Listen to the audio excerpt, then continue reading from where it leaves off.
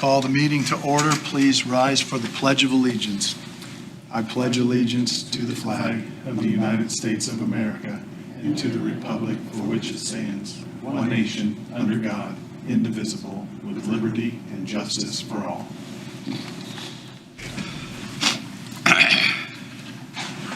Good morning, everyone. Good morning. We have a relatively short agenda, and it looks like we're mixing it up here a little bit because Steve Higginbotham is first on the agenda. She wants you to get done and leave or something. I don't know. Recall last week that I talked to the council and commissioners at workshop about some change orders for the front plaza. So today I want you to entertain approving 3 of those change orders. Okay.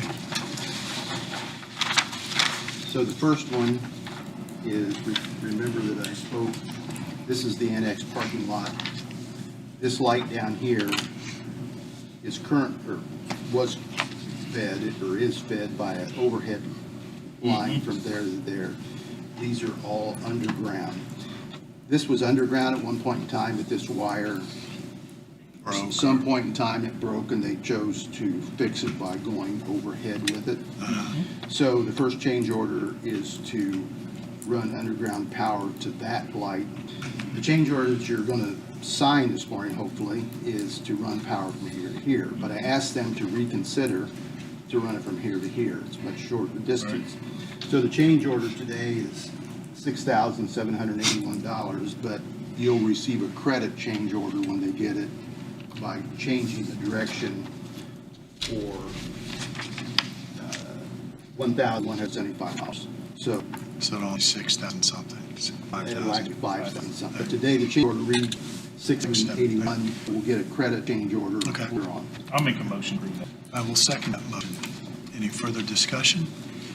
Hearing none, all in favor of the motion signify by saying aye. Aye. Opposed, same sign. Motion carries. The second change order, remember that I said that there was a miscount in the number of streetlights. So if you look at the legend up here, streetlights that are installed are referred to as number 7.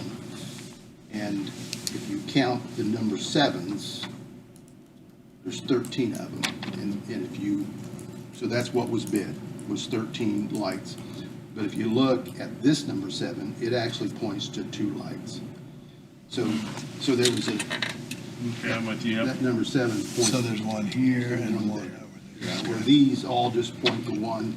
So they just counted the number 7s Okay. and had 13, but if you actually count the number of lights, there's Gotcha. 14. Count the arrows, there's 14. So this change order then is for $6,997.50 to add the extra light. Does that also include a counting class? Yes. It's not on here, but I'll check that. My bad, I'm sorry. I will make a motion to approve that change order. Second. We have a motion and a second, and this is change order number 7. And Bobby, for the first one, it was number 5. Change order number 7. Any further discussion? Hearing none, all in favor of the motion signify by saying aye. Aye. Opposed, same sign. Motion carries. And then the third one to consider today, all these lights at one time were served by a timer. That's what made them turn on. Over the years, we changed that. We changed these to photocells because the timing system was 50-some years old and no longer use it. So each light now has to have a photocell in it. So this is And they don't? They So they don't. have to be added. that has to be added, but there's Okay. they're made to have a photocell, but so there's 14 photocells for $2,587.40. And that is change order number 8. I'll make a motion to approve that. I'll second that motion. We have a motion and a second to approve change order number 8. Any further discussion? Hearing none, all in favor of the motion signify by saying aye. Aye. Opposed, same sign.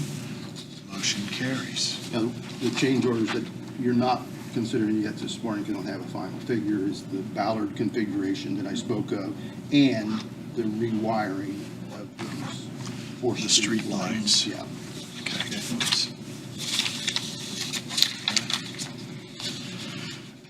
But those are coming, Yeah. and we have to do them. Yeah. A And, bunch of streetlights that don't have electricity. and I know there were some question raised about why are we doing this and spending this money, but a lot of, well, it's all security and safety of the property. And it's things we have to do for the public and that is- for, you're right? exactly For our Yes. employees. So, These yes. have a much higher Be a lot more light light when these are output, all set up. For our cameras at night. Right. And for, in the wintertime, going back and forth between buildings. And even if our buildings are closed, this is still public property. We have public that roam around this property in the evening, so for their safety and security, I mean, these are things that we have to do, so I just want to share that. Thank you. Thanks for sharing. Yeah. Steve, what else have you got for us So, today? nothing more on projects, just a note. Remember, Mike Sharp had indicated that we would probably have the parking lot at the fairgrounds done by the fair. He's still hopeful of that, but. But it just rained about 3 inches this morning, so Yeah, and I don't know how much it was, but a lot. we've had a total of about 10 inches over the last week and a half, so. Right.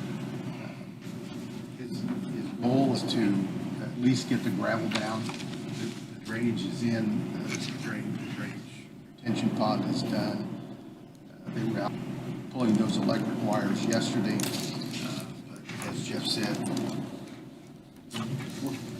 right now we're at the mercy of the weather. Well, at least it's a good test for our drainage before anything else is done, right? Well- I mean, honestly. But the way it's configured, it's not sloping towards the drainage. Oh, shoot, yeah. Yeah, until they regrade. Right. But to be clear, it was never the plan to have that parking lot paved this year. It's always been the Right. plan to work the drainage out and put gravel down in the parking area, allow that to settle for a year, and then pave it next year, so. Correct. So, just see how it goes. Yeah. I know See what it's happens. caused some concern with the folks at the fair, but Mhm. it's beyond our control. That's right. We'll get it done when we get it done. Yeah. So, just a question. If it appears that by the dampness, the level of rain that we get over the next week or two, if it appears that there's no way the gravel will be in before fair, what state is it in now? They haven't skimmed the sod off yet. Some of it has been. Has it? Okay, so. There's mud hole there. So they probably need to continue as quickly as they can and Oh, absolutely. And then. at least get some gravel down. It may not be the final. And to your point, if in fact Grading. we don't, we probably need to mark that off somehow so people don't. go Yeah, out on rope it off somehow so they don't Right. use it. Down at the pier. What saving grace is, that those camping spots that we took away from there have been added Moved to other elsewhere. And places, yeah. Those will be done. In fact, they may very well be done now. But Okay. all the electrical upgrades and water has been installed, so Good. at least they won't be short on camping spots. And where are we at now with collecting the innkeeper's tax on camping spots that are The rented? innkeeper's tax is a self-reporting tax. We make that form available to those entities that rent our camping spots, so, and then we provide the treasurer with notice of that rentals, and at that point, it's between the It's up to them. user and the treasurer. Okay, okay. Now, we need to apply for a retail merchant's license too, because camping spots. The county? We, the county. The fairgrounds or?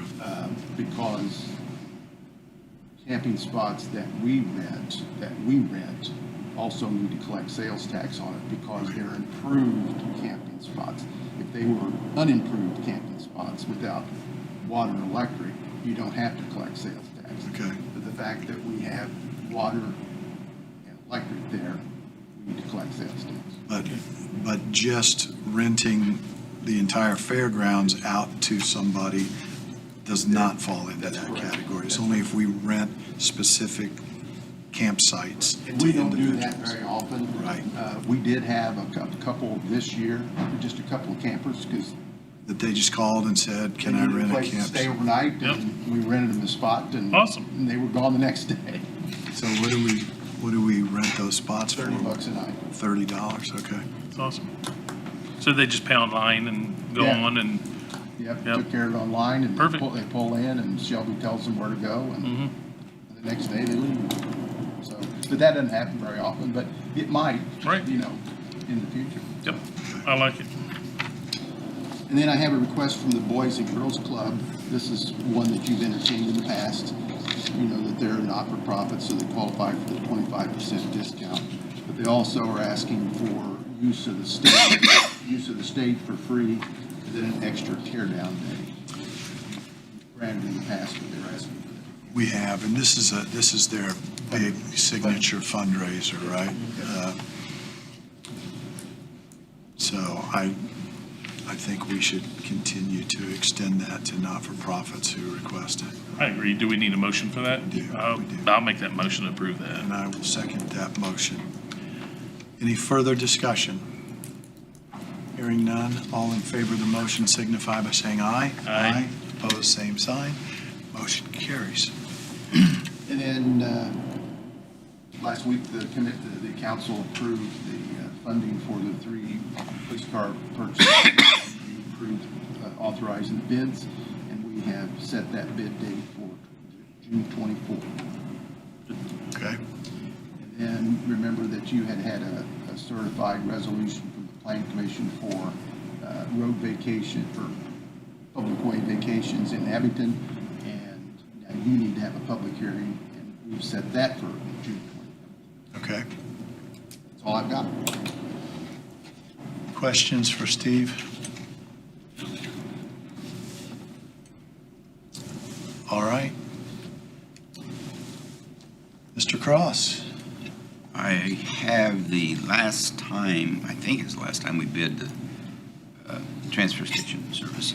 Okay. And I need somebody who knows what they're talking about to look at the specs. It'd probably be you, Steve. But I don't know that I don't have the last contract, or I don't think I do. I'll get that from Bobby. You've got it. But I think the last few years, we've just done an extension agreement since it's a service with Right. Bestway. I think we had some friction with whoever the rep was. Rumpke didn't like the way we handled it one year when Bestway got it, so they didn't bid, but enough times passed, and maybe we're sending out an RFP. Do you want to go ahead and bid the services for operating the transfer station? Yeah, I think we should. And so that would be advertised, and then we would specifically notify Bestway and Rumpke. There's probably other services, but I don't know. who We'll those- basically be an RFP. Right, I'm sorry, I said There- bid, but Potentials for alternates and all that. But I think the specs are pretty clear, but, we'll see. okay. Like, Is, 24 pages, so. It's been 5 years since we did this, so that was my first year. I don't have a clear recollection, but the building belongs to the county, and so Strictly a it's service. our responsibility to maintain the building and the grounds and so on. But they notify us when have there been problems with the building? I mean, there's garage Mike usually doors takes and, care of that. Okay. It doesn't go through me, and I don't remember having Any too issues? much out there. No. right, okay, And I think we or basically the concept is they tell us what their charge is going to be for the first cubic yard, and then for any additional, and then we agree that there'll be a stipend per month that we pay them. And everything I got's blank. Last time we bid it, we said the stipend would not exceed $5,000 a month. I don't think it came close to that, did it? What do you? No, it was maybe 3. I can't Between 2 remember and off the top of my 3. head how much Well, it is. we'll look. But we'll it look at the contract. did not exceed 5,000. So that's, Okay. we're pretty, just a matter of going through, change dates and what have you. And I'll let Mike Sharp review that too, because he might have some input. Okay, okay. General situation, self-help building. I think the starting point's a resolution finding that it's surplus property not needed for governmental purposes now or in reasonable foreseeable future. Ray gets back, we might want Yes, some input absolutely. on who to have as appraisers. Point two, appraisers, you do their work, your independent appraisals. And then you set a minimum, in light of the appraisals, there's no formula in the statute, you set a minimum bid. And then I've got some pretty convoluted procedures that I've developed the hard way by having to, primarily with Highland Heights, but school, but adapt those because we got to provide a procedure that allows bidders to increase their bid. And once a bidder increases its bid, then we have notification obligations to any other bidder. And then they have a period of time to increase their bid and then, and that process. They would submit sealed bids by such a date, and then they're notified if somebody increases their bid. Or if they're not the highest bid, I mean, Okay. because conceptually, they don't have to be sealed bids. It's almost like a self-conducted auction. In fact, the way the statute's evolving, they're almost trying to get us into the electronic auctions, I think. Maybe that's something I'll think about, but Okay. But We don't have there that. is no provision to have it listed with a realtor and, there's that ability to do that if you've had it on the market for 6 months and not had a satisfactory bid received. Then you Okay. and the broker or the realtor is not required to duplicate the same process. They can just go into a direct sale. okay. So it'd be interesting to see what the appraisals look like. And I think so. The starting point. I mean, we expect Brad back next week, or Yeah, I think, we'll need some time before the health department is moved to the other building, so yeah. time is not, there's nothing urgent about it. Yeah. Okay. Well, that's the It's con. in That line. and it's. Okay.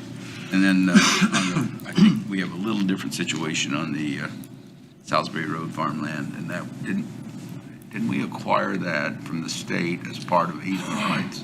So there's a special statute on that. Of course there is.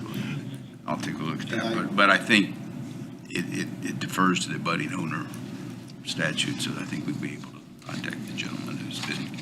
Wasn't there's a covenant in the deed restriction? I got that released. That was released, That's what I mean. Yeah. They finally did that. yes. Okay. Yeah, they did do that. So all abutting property owners need to be notified, or? Well, may only be one. I gotta look at the definition. I mean, if you don't know if you go the other I'm side of pretty sure Salisbury. there's at least the north and the east. Which is the guy renting it. Exactly. He owns both parcels, doesn't he? There's actually 2 abutting property owners to the north. Okay. There's I'll have, the one that has that, That's true. that automotive service. I'll check with Place Luke and have him give and me then a the- diagram of it. um, And then The excavator. probably, I assume we've got a lease for him for this crop year, or did we extend it this crop year? We extended it a year. Yeah, that's what I thought. So now's a good time to be doing it. He's got his, assume he's got his crop in, but. So first step for both of those is a finding that Not needed for it's not government. needed for governmental purposes, okay? And And then, then with this one, appraisals. I'd have to look at the statute, I forget what, but it's gonna require a public hearing before you can accept the bid, similar to what happened with the property next to BSN. Okay. before council. And I've always felt like to have a public hearing that makes any sense, you might as well wait till the very end, because then you know what you're selling and how much you're selling it for. If we did it any earlier, then it'd just be a pig and a poke, so to speak, So we'll do that with council, and then that would then free you up to make the award and then set closing at the convenience of the parties, and so go from there. So, Okay. and I did dig out the specs for the ambulance.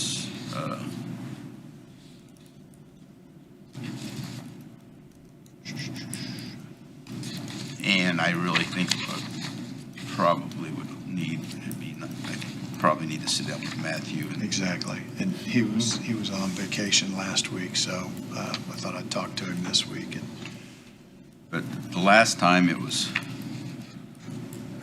sent out, an RFP went out September of '21. 3 territories. Bidder could bid on 1, 2, or all.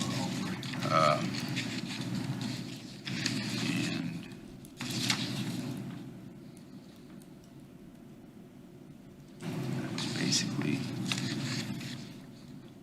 I think we have provisions in there that Matthew may want to comment on that may or may not be needed as far as Absolutely. service points and response times. Absolutely. And he has said he's got opinions on those. But the service areas are completely ours to determine, correct? So we could send it out with those same 3 areas, or we could send it out with 2, or we could send it out with just 1, and ask for proposals on how they would service We whatever. had 3 territories. The first one was the eastern sector excluding the city of Richmond. So it was excluding the city of Richmond, town of Spring Grove, and Wayne Township. In the township, right? Then area 2 was the northwest, as on the attached map, bordered to the south by Interstate 70, north right-of-way to the east by Carlos Road, and to the north and west by the Wayne County line. And then did alternate 3, the southwest. And it's very clear from the run data that we had for the years 2018 through 2021 that were made a part of the RFP. We didn't warrant it, but we just said we believed to be substantially accurate that the redheaded stepchild is the northwest. I mean, the run volume there. Fewer runs, right? So that get that going and see where we go. I don't know if you had any other contact from Reed about it. We have talked briefly, and. Kind of an awkward, you don't want to go too far. If we're going to do Exactly. Well, and I've indicated that there was a strong likelihood that we'd be asking for RFPs. So I think we talked to Matthew, and when Brad is back and all 3 of us can talk about it, we'll sort out exactly what we want the RFP to ask for in the specs, and get started, putting it out for bid, because once the RFPs are in, we have the ability to negotiate, right? Okay. So I think we absolutely want to get this done in a timely way, so there's plenty of time for negotiation, and then there's plenty of time for a transition if in fact there is one. So we'll get started. Thank you for looking that up. And Bobby, I don't know what- you've got a contract. You've got a copy of the contract for Ron. And that started out as a 3-year contract, and we negotiated it to a 5-year contract, as I recall. I'd have to look at it. I get some of them confused. I thought we had a 3-year.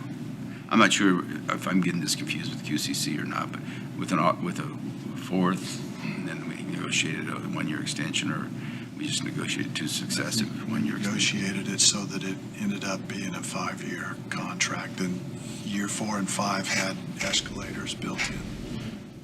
I don't know, I'm not all that close to the city situation. I don't know if they're now a viable entity to possibly bid or not. I To suppose fire that's department. up to them, yeah. Well, I know, I just They didn't know would what be the- eligible, I would think, to provide that service if they want to bid it or Double want to red give line. a proposal. Okay. I Good. think that's all. And you're going to send a letter to the credit agency on the water bill from. I hate to see our AAA rating go down because I of do that. too. And it's, it's not like we can't afford to pay it. It's Right. only a couple $100, but Well, I think think- A, we weren't the owner, and B, our Right. arrangement with the city was we'd pay it as long as it was. it had to be maintained for the fire suppression system, Right. which, Well- once they tore the building down. There was not a whole there was lot no of fire need to for be a fire suppressed. suppression But there was system. death suppression at that point, There and that's what the was, city, conducted by Which the was contractor. which was in our agreement, that correct? was the city. Right, Correct. And I just mentioned it to AJ, he said just send it to him, so that'll work. may have gotten lost over in the city, I'll find out. Okay, all right, thank Do, you. do we need to, are we prepared to go ahead and put out for bid for the transfer station, the information we need, or are we gonna wait on Brad next week, or? I think we'll get with Mike and let, Find out from him. I'd like to first. do contracts, see what. there's no hurry. I agree. It runs through the It's through the end of the year, so, right. Yeah, so let's. Because we have we'll have a lot of things on our Have plate to Mike get and done. Steve Pretty review it. straightforward. Yep. It really is. Mike and Steve review it. Brad will be back next week. And we can- really have 2 main servers in Wayne County, Correct. honestly, so. Yeah, I think enough time's passed. Give Rumpke a shot at it and see what Yep. happens. I doubt that that's anything that Richmond Sanitary District would Yeah. want to bid on, but. I didn't think about them, right? It could be. Could be. And remember that through the money from the dissolution of WR, we're working with Richmond Sanitary to collaborate on I'll recycling make a note to make projects. sure And they so get a copy of it. Yeah. maybe Please do. something that they would at least express an interest in. And my understanding is that both of the private providers of that service actually go to the Richmond landfill. I don't think Rumpke takes it back to No, and so Rumpke Mountain. at least Right. at least as they fill up during their daily runs, they go to the landfill to unload so that they don't have to go all the way back to their Cincinnati. home base or to Randolph County. Right. So depending on which one it is. So anyway, it's worth keeping them in the loop and Yes, it is. Best Way is certified for hazardous waste. I assume Rumpke is too, isn't it? I would assume so, but I don't I recall. don't know that that's even a requirement, but Thank you. Okay, and I might add at this point, I've been having conversations with Pat Smoker at Richmond Sanitary District about their planning to apply for a grant for hazardous waste collection for the county and include all county residents in that and probably allow Union County residents to come up here and probably be at their landfill. And with proper identification, they can participate as well. But Pat was asking whether we thought that would require an interlocal agreement between the city and the county to participate jointly in that, where their grant would pay for all entities to participate. So, you think so? I think it would. Okay. I think it'd be ideal. I mean, I think given the implications, why would Union and not Henry or Right, okay. where do you draw the line, so to speak? Yeah, Just have everybody have common So this is kind of a first step in having Richmond Sanitary expand their recycling, hopefully, over the next few years throughout the county. So keep you posted on where we're at with that. The other thing, as Jeff knows, but the redevelopment commission met Friday, and primary function was to take a look at the 5 allocation areas that the county's created and determine how much excess AV there was to pass through the underlying units, recognizing that the DOT Foods allocation area is 100% pledged for the bonds, and the Sugar Creek Packing is 90% pledged, and then the remaining Taconic Bioscience, JMB Properties, and Recovery Works combined operations are not, those revenues are not pledged. The commission, in light of the pending expenditures for particularly the water tower, as well as the unreimbursed infrastructure that the county general funded for enterprise and what the other road in the park, has an unpaid balance of about $1.4 million. And granted, there's no legal obligation to reimburse the county. That is a permitted obligation. So when funds were available, we did make a couple of years. We knocked it down a couple $100,000 a year, something like that, to get below the $2 million.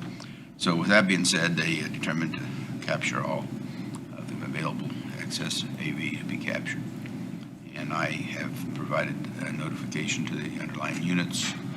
Jeff's got a copy. I've got one for the auditor, and then I mailed out, and Max has one, and then I mailed the other certified mail, only because this year, since the 5%, I want to have proof of service if I could, you know. Sure. You witnessed his. Yes, sir. In fact, I'll let you read that. I'm good. No, I think you should. I Okay. think you should. I will. I lived it. You can. I will read it. I'll be glad to read it. History books. That's all I have. Okay, questions for Ron? No, thank you. Okay, let's go ahead and take care of claims and minutes. I make a motion to approve meeting minutes for May 3rd, 2026 Commissioner meeting. I will second that motion. Any further discussion? Hearing none, all in favor of the motion signify by saying aye. Aye. Opposed, same sign. Motion carries. And the following claims: Gal Casa paid 5/27/2026. Jury pay 5/27/2026. General claims 5/27/2026. Supplemental lit paid 5/22/2026. Make a motion to approve those. I will second that motion to approve claims. Any further discussion? Hearing none, all in favor of the motion signify by saying aye. Aye. Opposed, same sign. Motion carries. Bobby, we have a hotel rate increase.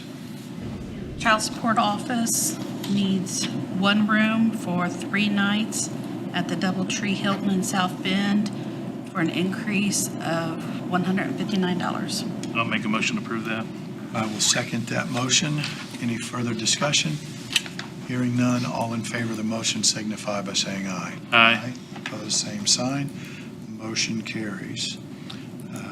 We talked about transfer, we talked about ambulance, we talked about sale of property. The insurance deductible line in the commissioner's budget, what did we, Want to make an increase in it? what's it at now? We're approaching 100% expenditure in our insurance deductible line item. We've had a number of minor issues, mostly operating in reverse. So, anyway, It's currently at $42,000. You wanted to up it to $50,000. 42,000? that's a relatively minor increase, but, the alternative is to go back. You're talking to about for next council. budget year? For next budget year, yes. Hopefully we'll get by and not have to go to council this year, but What are we at this year again? already? We're What do we have? We're at 30. Right now, we've expended $31,079. Out of what? Out of 42. You will not make it. Yeah. Well, unless. I agree. We just settled a major case. Right. Oh, So is 50 enough? Should we ask for more for next year? I mean, it's. I don't know where we are in that case. I'm not aware of any other one that's going to land this year. Well, but we also pay for, this pays for any kind of insurance deductible, not just. And the not mailboxes. just those mailboxes and Not the car, you know. mailboxes. Mike has his own line for mailboxes. Does he have? That's right, we That's did right. we did give him a line. But automotive insurance as well as liability. Any number we pick is a crapshoot. It's It kind of is. like workers' comp, you know. There may be one. And our deductibles incident have that gone may- up. I mean, They have. Liberty Mutual withdrew from the market entirely, and that's who we happen to have a big claim with now. So, Right. you know, whatever it is, you know. And We were notified by our current carrier that the deductible for wind damage would go to $100,000 on renewal. So, I would almost say we go to 75,000. I mean, honestly, I mean, we look at, I mean, when we look at trends, not just us, but everybody, I mean, lawsuits are up. I mean, look at all the jury trials that we're having, not that's, but, same, yeah. I mean, that's just, all that stuff is just kind of more and more and more all the time, Why don't and why don't we so, set it at 75 Yeah. and going into the budget hearings, then Yeah. we can discuss it with council and we'll know. and if they want to drop it to 50, wherever, but. we have one At least, I think that's where one we'll larger start. claim that could settle next year. I mean, I don't think it'll be in that, you know, and our deductibles have been going up for law enforcement and for jail facilities. Those, and highway, those, you know, Sure. with workers' comp, that's where we All of nail. those things, yeah. Let's go ahead and set it at 75. Do you want to make a motion? I'll to make a that motion to effect? do that. I'll second that. Any further discussion? Hearing none, all in favor of the motion signify by saying aye. Aye. Opposed, same sign. Motion carries. Anything else for now? You'll recall we have a meeting scheduled at 10 o'clock with with Dunn and Associates to talk about the insurance renewal, health insurance renewal. If there's nothing else right now, I'll take a recess and we'll come back into session when they're here from Dunn to talk to us about the health insurance. We are recessed.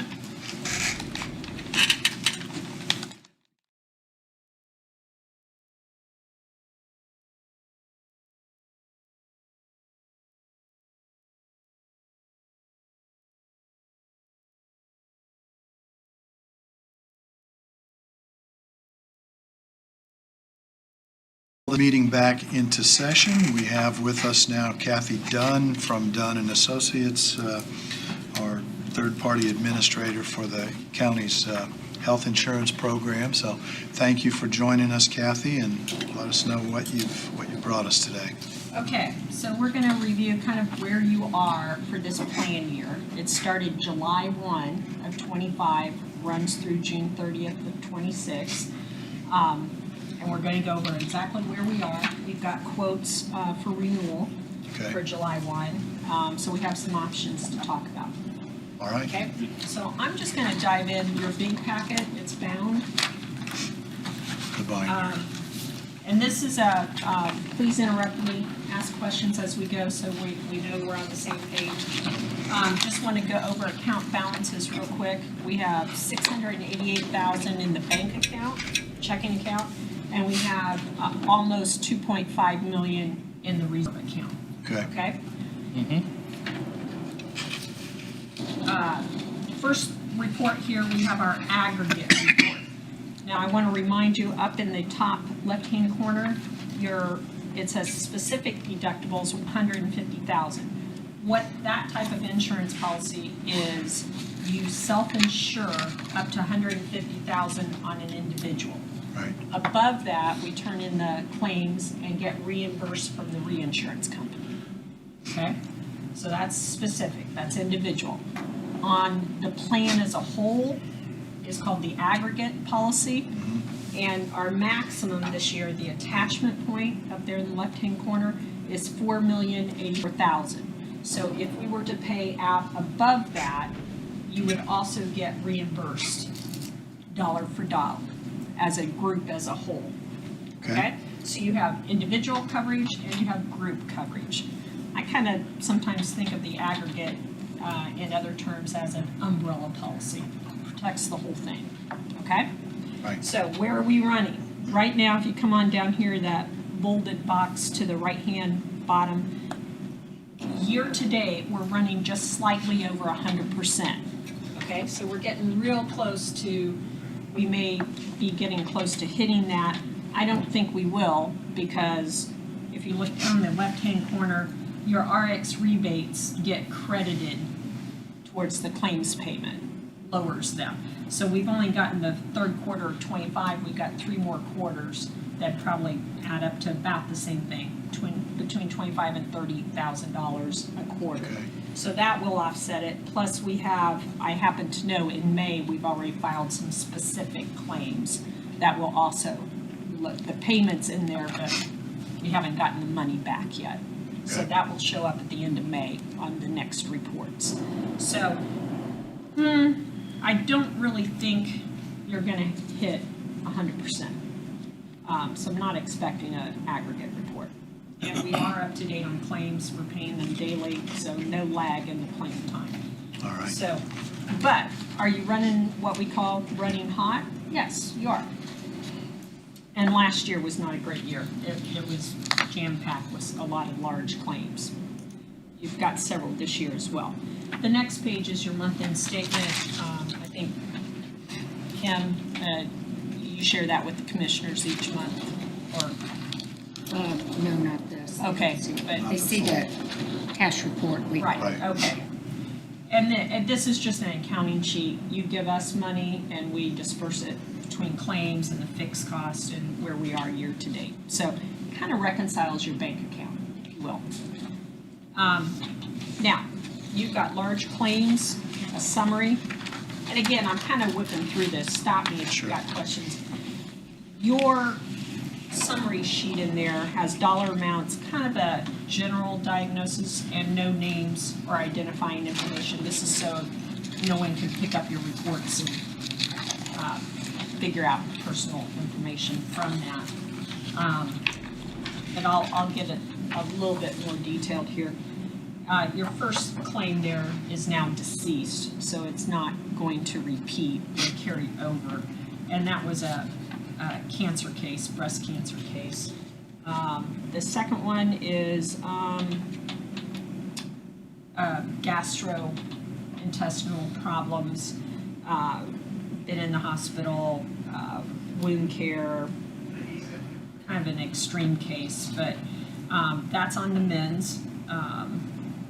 We've had scans, we've had other testing, so I think we're on the better side of that one, okay? Last real claims kind of incurred towards the end of the year and into January, and then we've taken off follow-up since then. Third one is a back situation. We've had surgery. Again, we're on the mend, so not looking for that to repeat. The fourth one, again, a breast cancer. The majority of that case, it happened last year. We had to have some follow-up surgeries, some revisions, and that's behind us. So out of all of those, the top 4, actually, one's deceased. The other 3 are definitely, I'm oversimplifying, but they're on the mends. I'm not saying, oh, expect this on this big claim. So they're kind of wrapping up. Now, do you have some other cases that the underwriters are a little bit concerned about? You do. So we'll talk about that later on. But do we have some other cancer cases? We do. We don't have any brand new ones that are just starting. Now you're going to say, why do I say it that way? Well, you know, we don't have any newly diagnosed major cases that we're dealing with. This is kind of like ongoing stuff. Does that make sense? We do have a couple surgeries that have been recently. We've got another knee and like a female surgery, I think, is coming up. Usually $40,000, $50,000, $60,000, not a specific claim. Okay. Hopefully. Okay.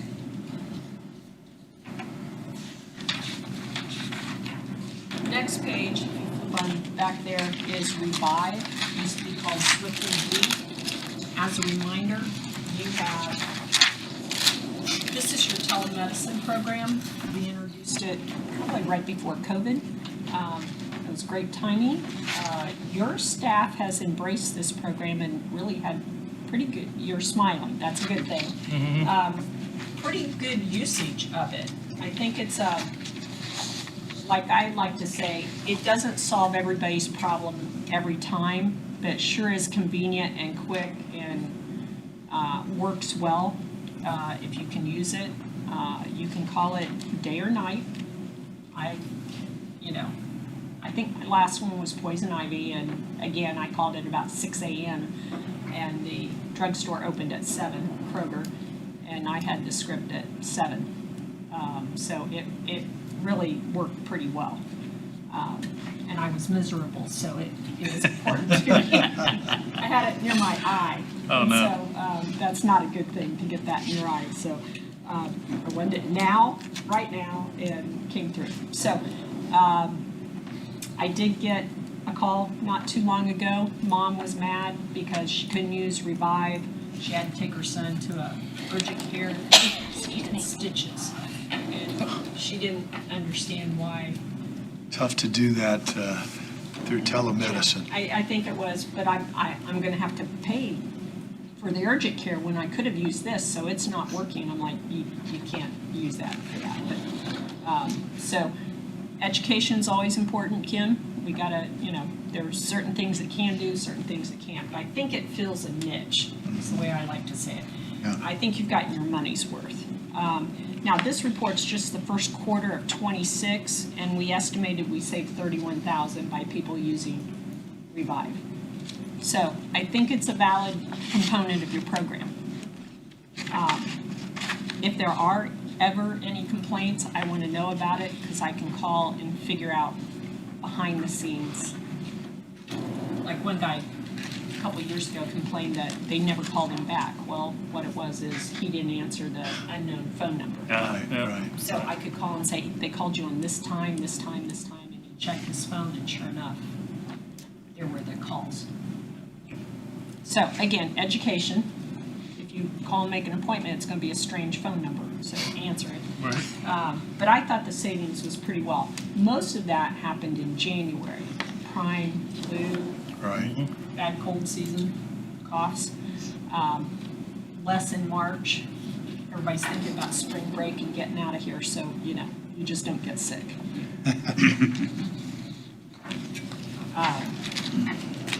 Okay, next report.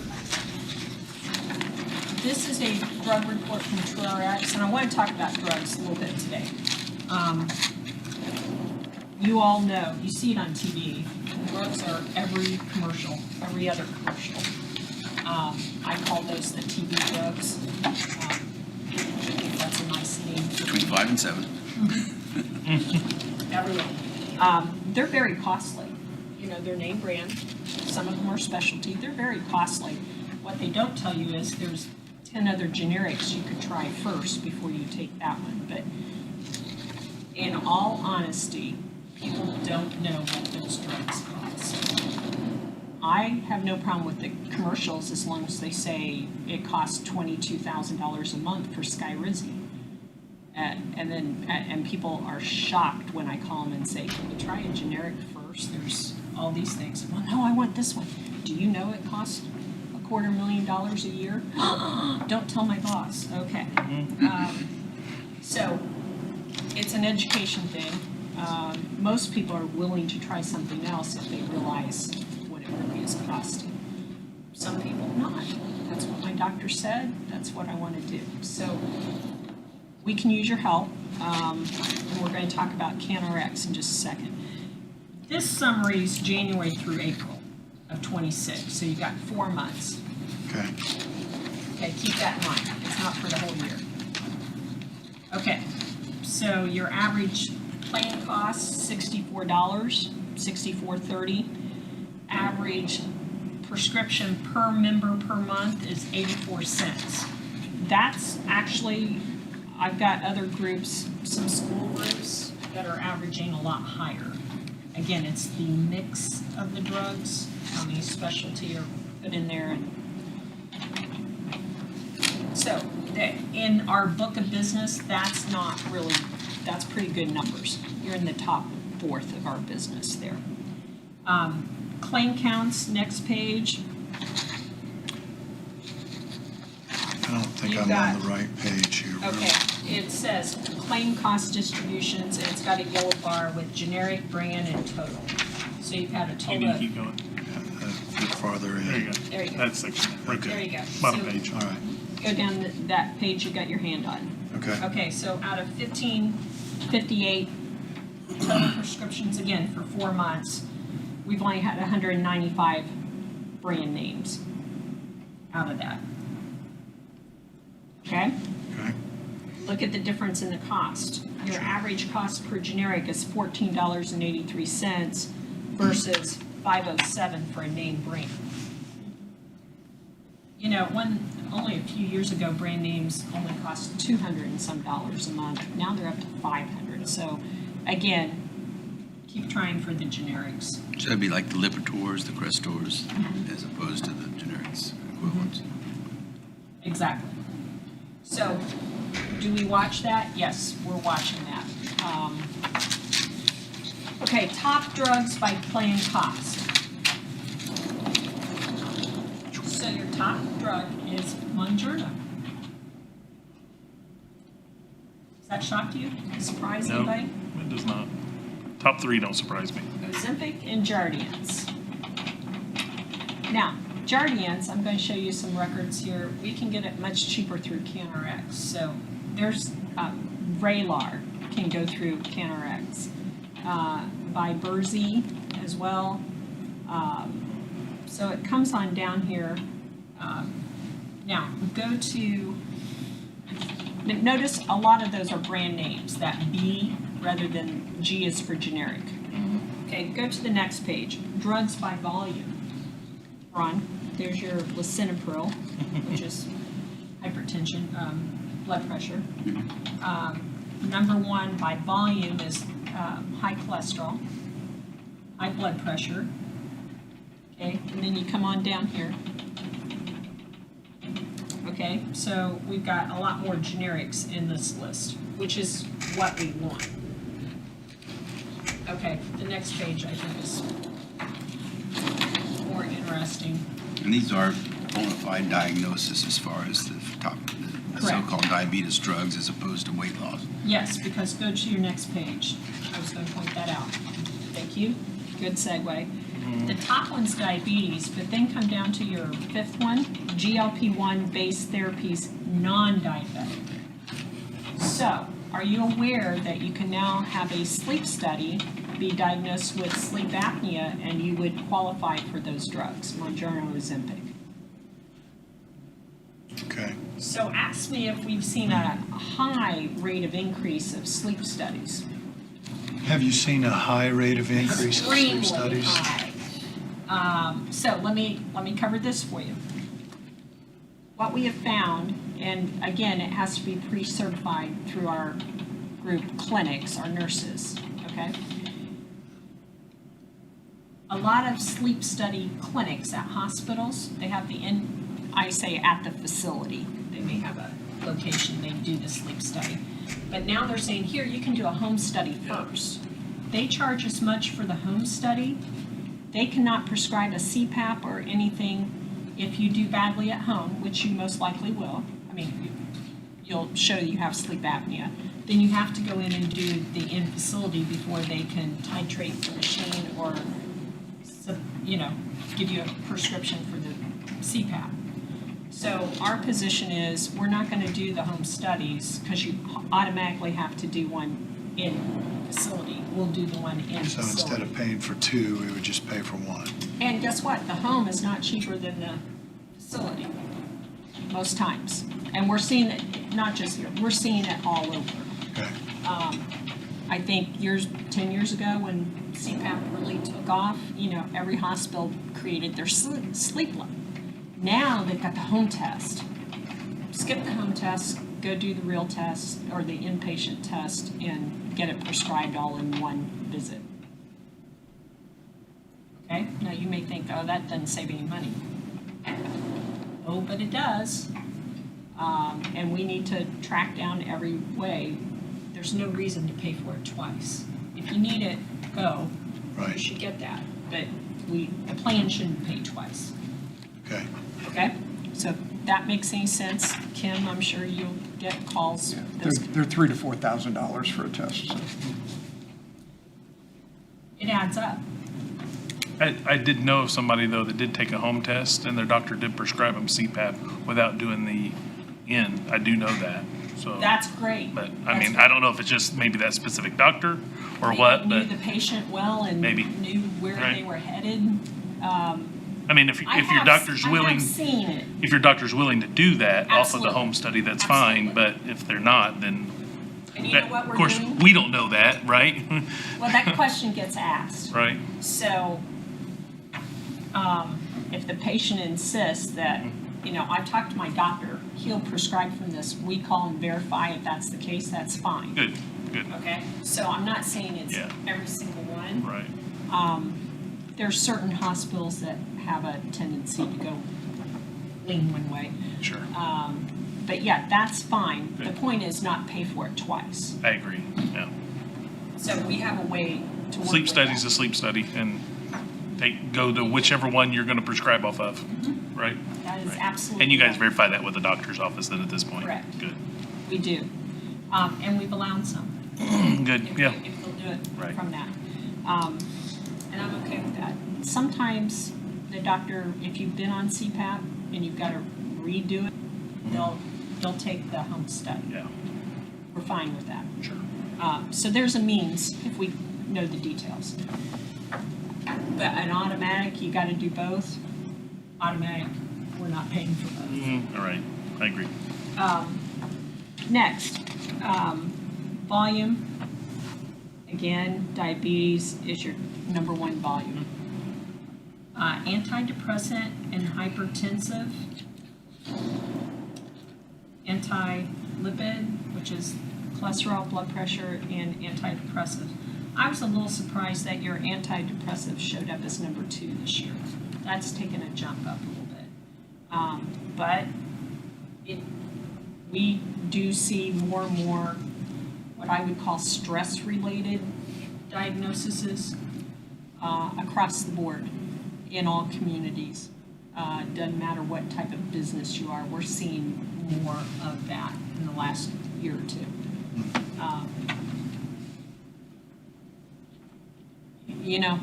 It's some of these are lifestyle things, reduction of stress. I like to say, hey, did you go walk? Go take a walk, do other things, rather than take the pills. But, our society is very Medicine-driven.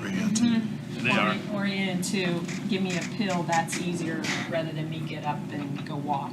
Something. So, do I have a good fix for you? No, part of it's society, but, all these articles, kids should get off social media and reduce the stress in schools and the bullying Right. and those kind of things, probably. Maybe all of us. So I don't have a perfect answer on everything that ails society, but again, the best way to reduce your costs is not need the treatment. Easier said than done. Right. Okay, next page. CareRx. Okay, this report's only January through March. Your, in April, when was the health fair? April. Yeah. So this is before the health fair. And I know CanRx was at the health fair, talked to a lot of people. They had my list that I identified, okay?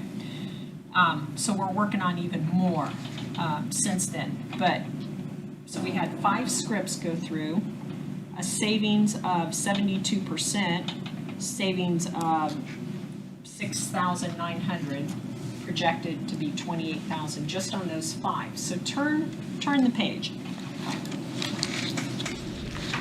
Yeah, I like this a little bit better to make it point. Let's go Jardians, because you have a bunch of people on Jardians. For a 90-day supply, CanRx is $308. US is $1,800. So that's a $1,500 savings for 90 days. So times 4, you've got $6,000 a year. You have that's one of your top 3 drugs. Okay? So now that may not sound a lot to you, but to me, that's worth chasing down everything we can. Nurtec is for migraines. You have several people on that. We've had good savings there. Farxiga, Entresto. Do you recognize any of these from TV, by the way? So there's our savings. Now, if we can go from 5 drugs, 5 fills, to 50, we're going to deliver several $100,000 in savings. And I think it's very possible. We've had some very good feedback so far. We've had a couple calls like, well, can you tell me if I can save any money on my drugs? Sure, we can look them up. If I send it to CanRx, they're reaching out. So this example on the previous page, 5 issued prescriptions, that is just 5 people having it filled once, or is that 5 different drugs and that's just one time for each of those prescriptions? Okay. Now remember, So that's they're a not, drug CanRx bucket. fills 90-day scripts. Right. So Okay. you're a maintenance program. Correct, ongoing. So if you get a new script, most likely you need to fill it for 10 days or 30 days to make sure you can take it here locally. And then if you can get a new script, we can send it through CanRx. Over just an antibiotic that you're going to take short-term or something that's not going to go through that, right? Correct. Just long-term medication. Now, next question. Remember I said revive? That's a niche. CanRx, again, a niche.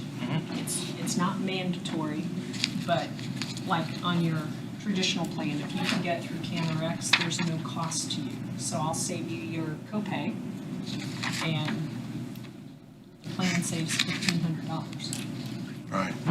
on Jardians. To me, that's worth it. So here on this chart where it says the employee savings is 0. That's because they were getting it Preventative. right.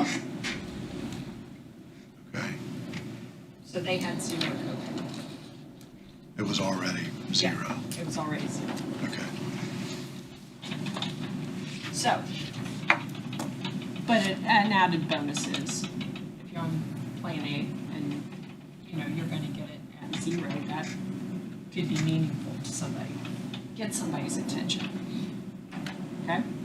Now, CanRx does have some incentives, like you could give away a gift card if you change your prescription over there. We haven't done that. We didn't introduce that, but that is a mechanism that they've used successfully. Okay. We can consider that. Right now, I'm anxious to see how many through the health fair and. The patient has to initiate the CanRx relationship by Yes, contacting him. well, we also have been contacting patients and saying, can we have CanRx reach out to you? So we're trying to make the connections as well. On the higher cost, higher savings, right? I would assume is where you're starting with that. Well, Jardiance isn't a real high savings, but it's worth doing. It's something, But right? if Absolutely. you have a significant number of people using it, Why not? I mean, I think it's a win-win, so I think we Sounds like it. pursue it, is what I'm saying. Agreed. I think Revive is still a win-win. Obviously, we had savings. Is it $1 million savings for you? No, but all these but start over adding time, up. it can be. Sure. And if somebody has a good experience, then they come back to us and say, what else can I save? What else can I? Right. So I think we need to win people over one by one. Does it take a lot of time, elbow grease? Yes. But again, that's what you hired us for, so that's what we're supposed to do.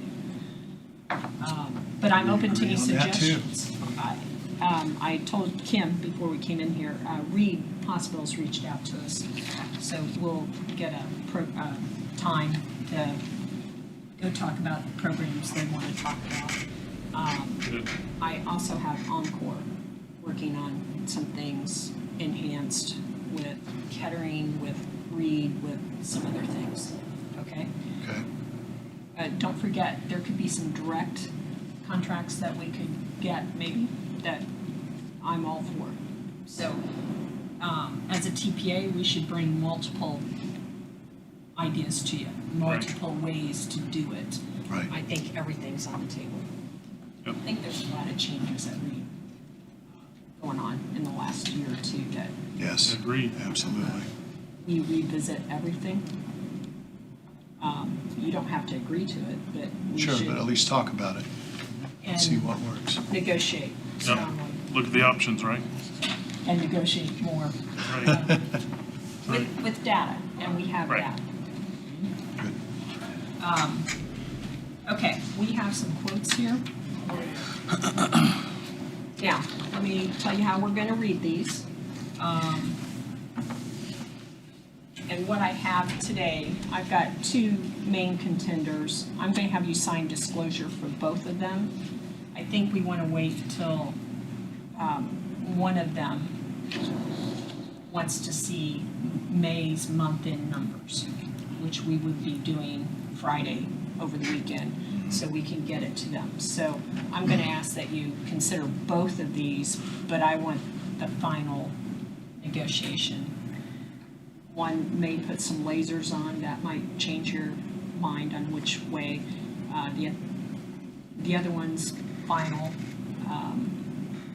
But if he gets the May, he said he would look at it as well, but they're not gonna have any lasers. So Okay. I'm like, I think it's worth a day or two next week that you not make your final decision. Yep. If We're- that's okay with you guys. Yep. We're not prepared to make a final decision anyway, so Okay, we want all three of us to be together before we okay, I we think make that's any good. decision. But, But we can, approve sharing the the additional disclosure is information. just signing off on the large claims, which I have to sign as well. So, that attests to the underwriters that what we gave them is full and detailed information. So Ron, we just, or make a motion to sign off on giving disclosure information. I think it's pretty ministerial, but if you want to have something in the minutes, that's fine. I'll make a motion. And I will second that motion. Yeah, sign both of them. You need to sign each page. Okay? Okay. And just the president Top or of the claims have this signature. both of us? Sure. You want both of us to sign? Does not matter. I need at least one of you Okay. in official capacity. So we have a motion and a second to sign the disclosure form. Any further discussion? If not, all in favor of the motion signify by saying aye. Aye. Opposed, same sign. Motion carries. Because this will definitely give us a better option of a true quote and a better pricing, right? Correct. I Yes. want to see, Right. Same. There's just one signature line. Yep, no worries. Is one of those the current vendor? yes, yes.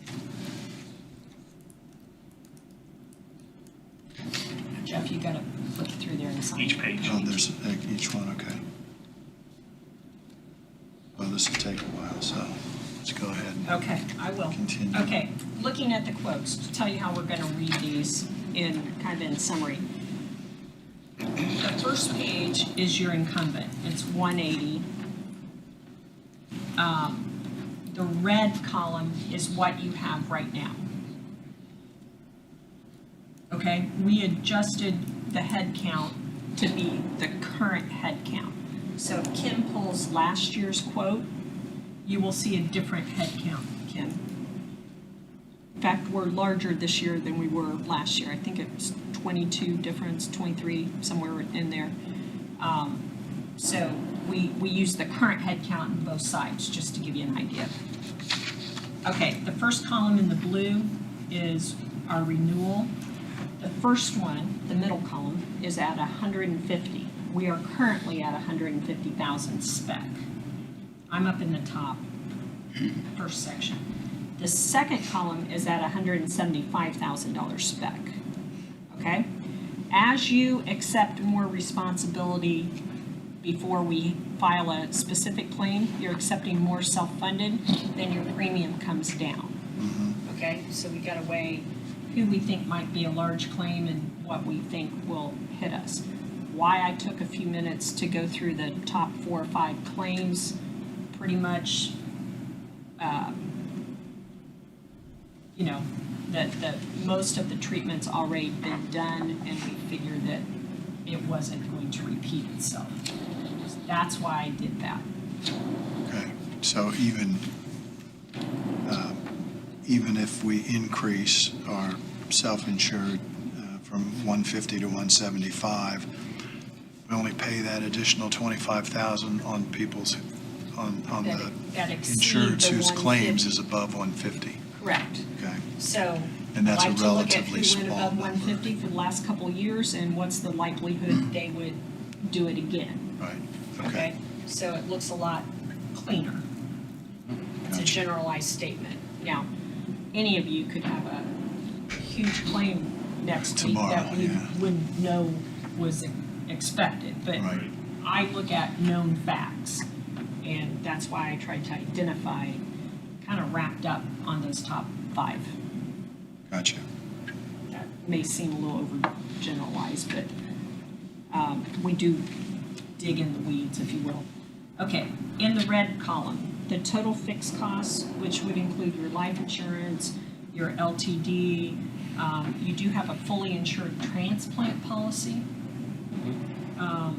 which means if you have somebody coming up for a transplant, once they get to that transplant stage, like 5 days before, then all of those claims for the transplant fall under that policy and not on your plan. Okay? We have one case that could look at something like that. Not there right now, he's doing great right now, but it could lead to something like that. Okay, so I want you to know, transplants are hundreds of thousands of dollars. Right. That would not fall. Organ on transplants we're talking Organ about. transplants. Or bone marrow, Yeah. okay? So those are Not hair though, right? not today.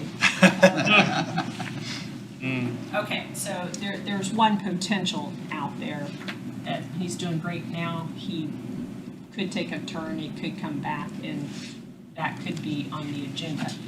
Want to make sure you're aware that you have that policy. And we haven't Right. used it in years, but when we did, it was about 400, 450 that did not hit your plan. Okay? Good. Okay. And if somebody does have a transplant, all their expenses are covered under that plan for a year, including the anti-rejection drugs. So, that's tremendous. Again, you've paid for it. Right. It's covered. Okay, so all your fixed cost is $970,000 For this year. for this year, going across. To stay at 150 with the incumbent, again, they've paid quite a few claims. They've increased it to $1,111,000. Okay, so that's $141,000 increase. All right, Go to the next column, 175,000. It's increased to 1,014,000. That's $44,000 increase.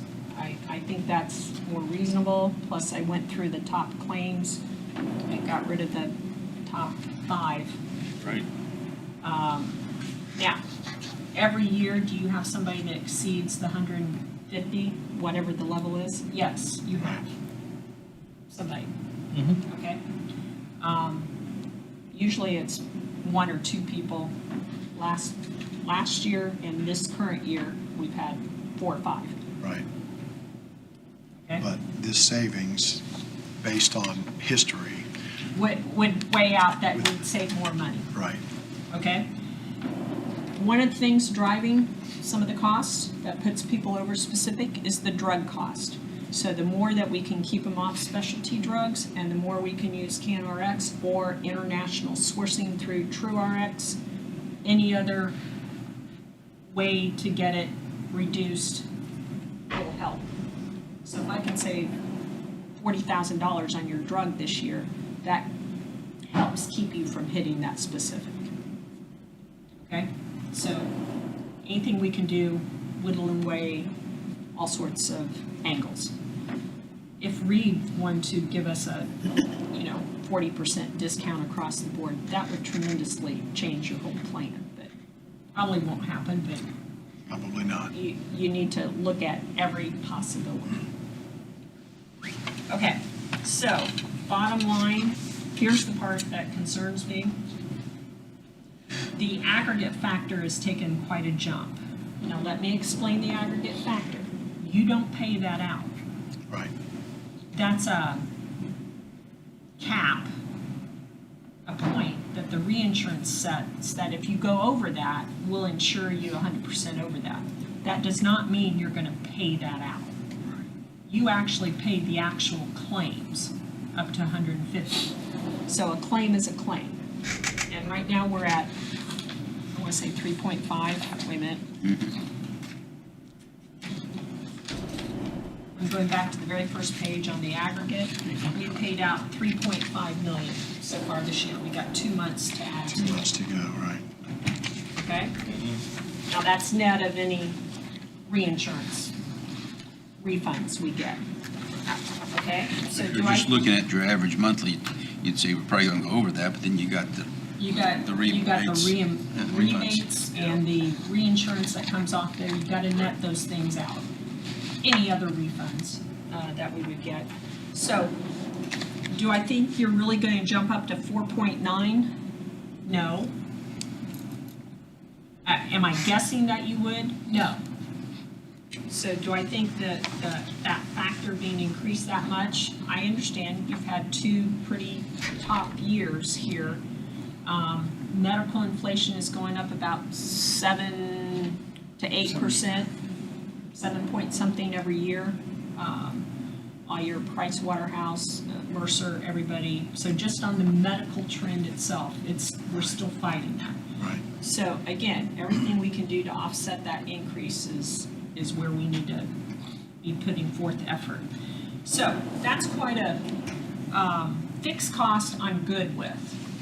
I'm really good with the fixed cost. The factor, yeah, that's a pretty big jump. It's kind of a reset. Do I think you'll hit it? Nope.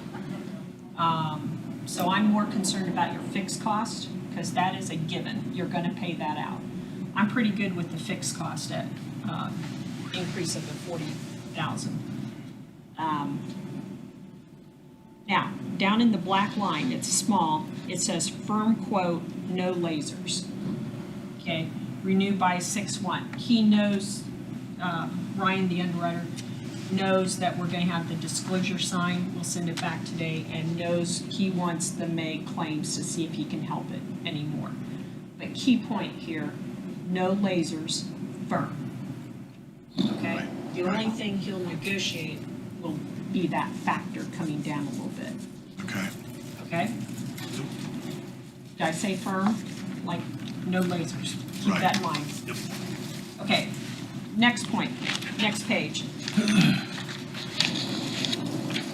Now, it has our current quote, left-hand column. This is Barden Insurance Group. I'm just gonna bring you on down to the bottom line, over 7 million. Way too high on fixed, way too high on aggregate. Okay. Next page, again, Barden, again, that was 150, 160, this is 175, 200, again, way up in the 7 millions. Right. Fixed costs still too high. Okay. Next one, Iowa Re. Okay, first column here, 150, and the second column is 160. Why don't you go over to the next page? And they have 175 and 200. So let's look at the 175 column. Okay. So their fixed cost is 1,089,000 compared to your incumbents, 180, at 1,014,000. So there's 75,000 difference in the fixed cost. Okay, however, their aggregate factor dropped back down to 4.5. Okay, so their bottom line's 5.6, 5.2, okay? On the surface, that looks better because the aggregate factor's less. The fixed cost is more. They're still pending the May claims. They are looking at a $300,000 laser on one individual and possibly a second individual. So at 300,000, that would be an extra 125,000 exposure. If we have two of those, you're at an extra 250,000 exposure there. Right. Okay, that's how, okay, so that's on the claims. So you may not hit the maximum, but you may pay extra on a couple of lasers. You gotta factor that in. Now, the other side of, I'm doing this, one hand, the other hand. You've got 2.5 in reserves. A lot of our groups say, well, that's why I have the reserves. I'm not gonna budget for those lasers because if they did, they don't always hit. If they did hit, that's what we got. We could take it out of the reserves if we had to, if we don't have the money in our cash flow. There's no right or wrong. It's just how different companies look at it, different employers look at it. Good news is you do have your reserves. That's Right. State Board of Accounts wants you to have adequate reserves for those reasons. So I'm down to Iowa Re. The fixed cost is higher. He would not come down any more than that. He's 75,000 higher. Right. Aggregate factor's better. Again, we don't pay out the aggregate factor. So if I were gonna weigh the two, I really look at the fixed cost. Keep that down as low as possible. You say Iowa is higher? On the fixed cost. Make sure you're looking at the 175. Okay, never mind. Okay, 1089 versus, 1014, gotcha. okay?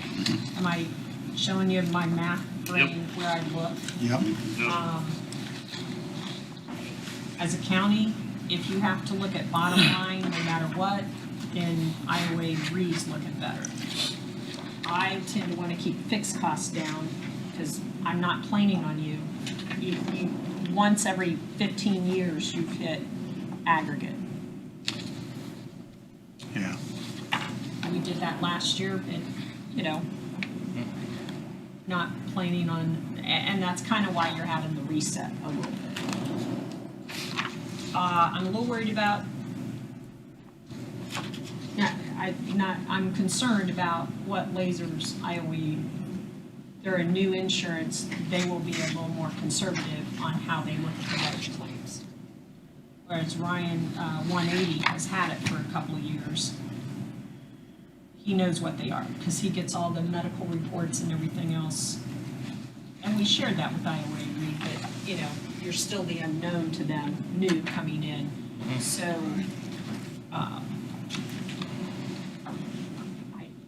I I can support you either way. That's why I had you sign both sheets, and we see what they do this weekend after Monday. Okay, Is that okay? Or am I, did I explain it well enough? or- absolutely. And that'll be, that could change the fixed number then, depending on how May hits, right? Correct. I think both of them, their fixed is probably set. Okay. I'm looking at, Or the aggregate. now, the 180, your incumbent will not put any lasers on. Okay. He's already confirmed that. And these are solid companies, you know. Yes, both of them we've had for years and big books of business with, so very solid. Okay, So either one, if you went to Iowa Re, I'd be comfortable. It's a great company. We've used them for 40 years, so we have a track record. My concern is, are they buying it for 1 year? right. I think they're going to protect themselves with some lasers.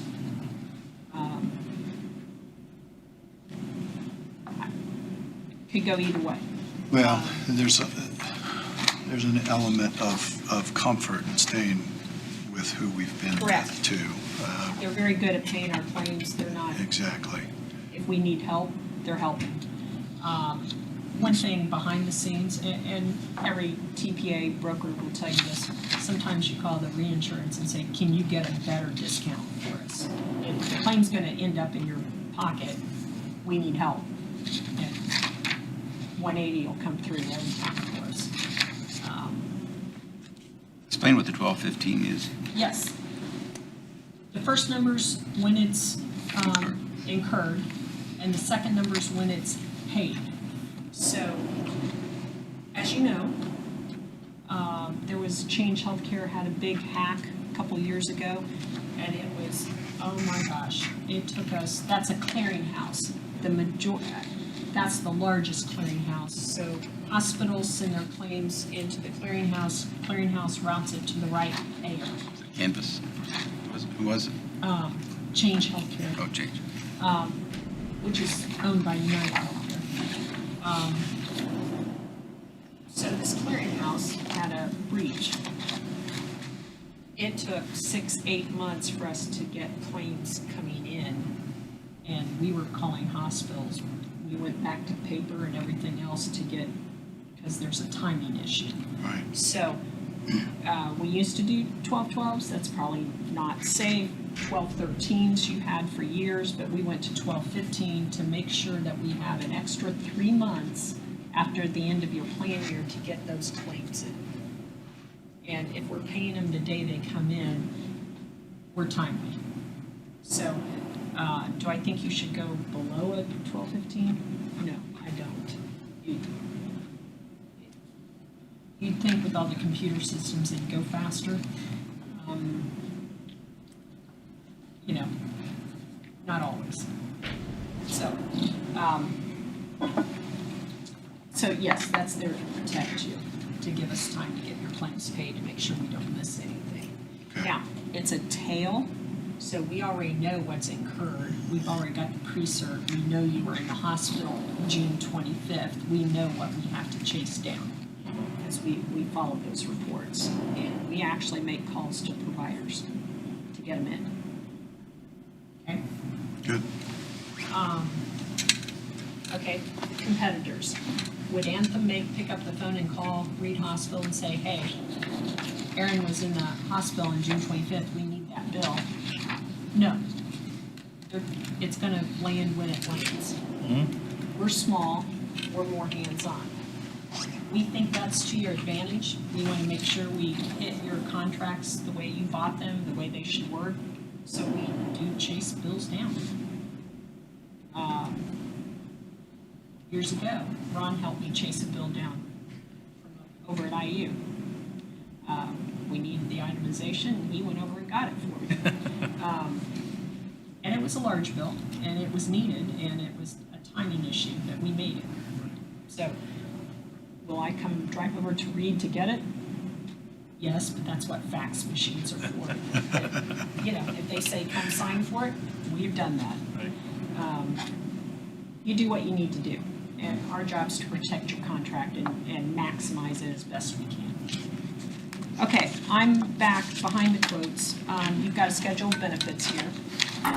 For timing's sake, for you guys, we renew the insurance now, and you're probably in budget time, and this helps you know where you stand for next year. Right. You can use this for budget. But we make our eligibility changes, the open enrollment, for January 1. So you don't need to decide any benefit changes today. Right. But is your plan running a little bit hot? Yes. You've got two plans, traditional PPO plan, and then you have a high deductible plan. And you guys do contribute to the high deductible plan through HSA. You make an HSA deposit. You've got a $2,000 deductible, which we've had for several years. Your total out-of-pocket for Plan A is $7,500. This year, for 2026, under the ACA rules, IRS rules, the maximum out-of-pocket you can have on Plan A is $10,600. So you're at $7,500. So I think you have a very nice plan. Could you increase the amount of pocket, either deductible or co-insurance? You could, and still be under the maximum. I'm just trying to show you where you stack up. I'm not trying to judge one way or the other. On the high deductible plan, you have a $5,000 maximum out of pocket. Under the ACA, IRS, your maximum for 26 is $8,500. So you've got some room there too. Now, when we rolled out the high deductible, it made sense. You went to the 5,000, and that was 100% after you met your deductible. You could put another layer in there and say, 5,000, up to 5,000, then we start paying at 80% until you get to 7,000. Another 2,000 at 80% or 7,500, something like that. You've got room if you need to look at that. I'm not saying you do yet, but that's the next, keying up the next discussion is, do we want to make any benefit changes? And that's just strictly based on affordability Correct. under the ACA. Uh-huh. So That's correct.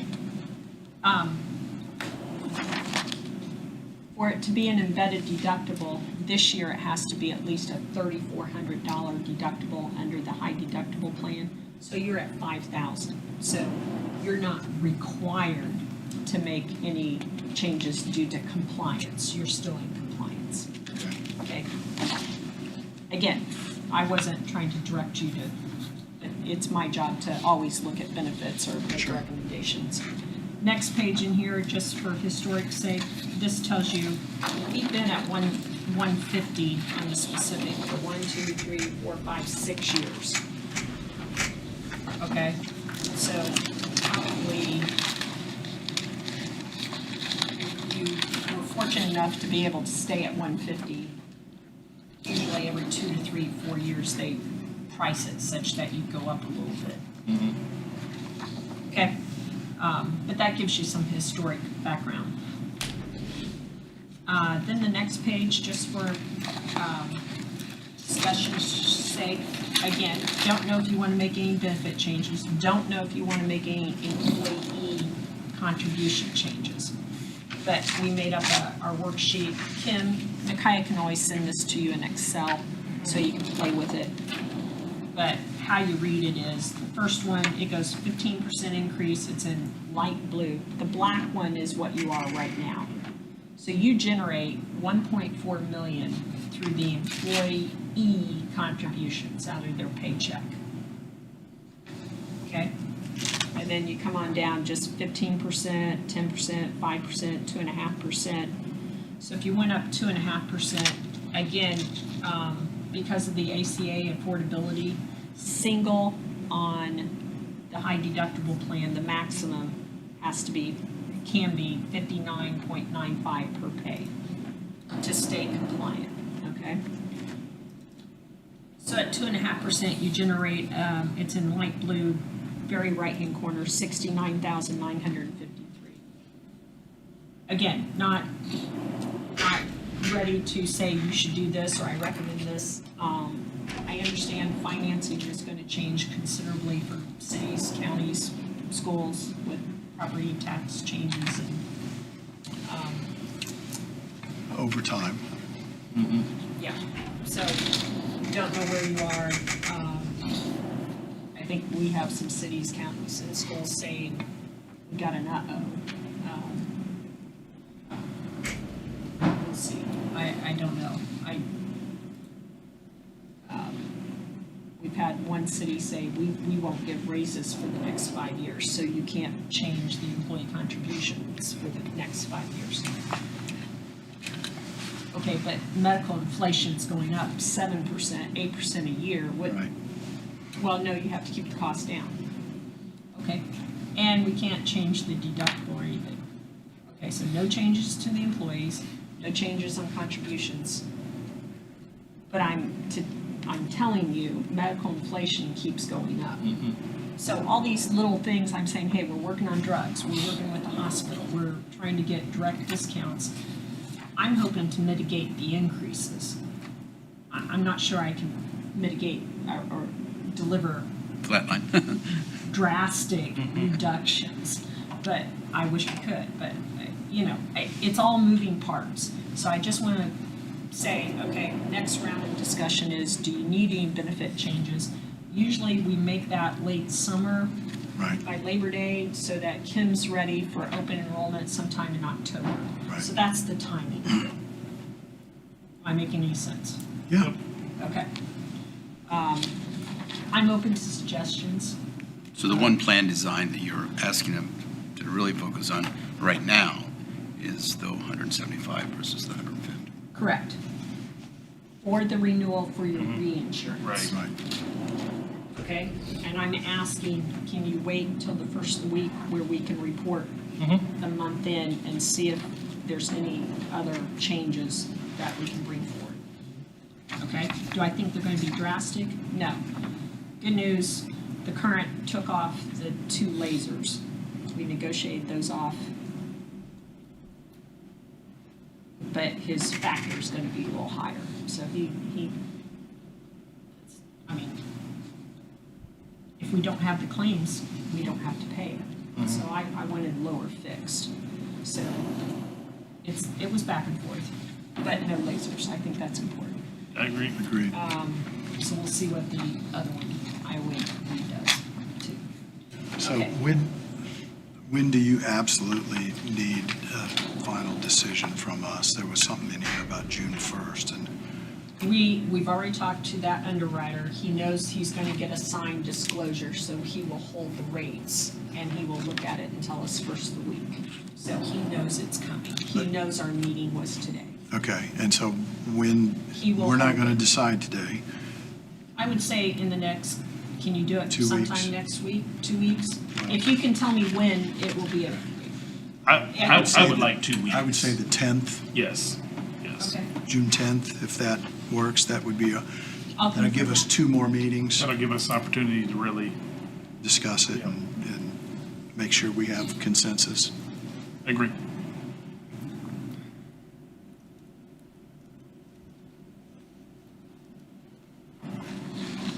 Deal. Great. Okay. The back portion is analytics. Really cool reports, overwhelming, I can go line by line and see something cool on every page. I know you I'll can. do that to you. I know you can. I do, if you want to flip through here, a couple things. Kim, there's a couple reports of kids turning 26 this year. And it also has a list of, I think it's 22 individuals that are 65 or older.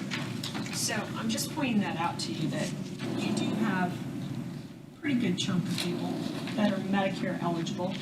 They're full-time employees here, or spouses covered by full-time employees. They have every right to stay on the plan.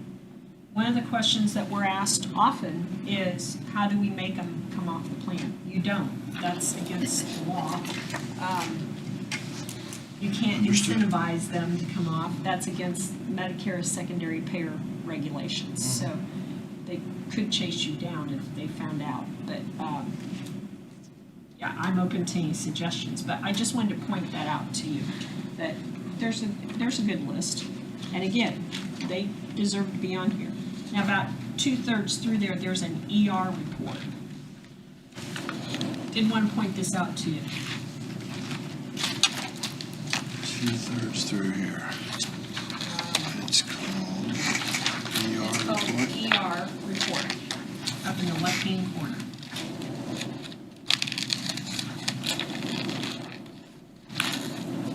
Let's see, avoidable Part ER 7, visits. part 7. ER Right, go to report, page got it, report. got it. Okay. Okay, I do look at this report.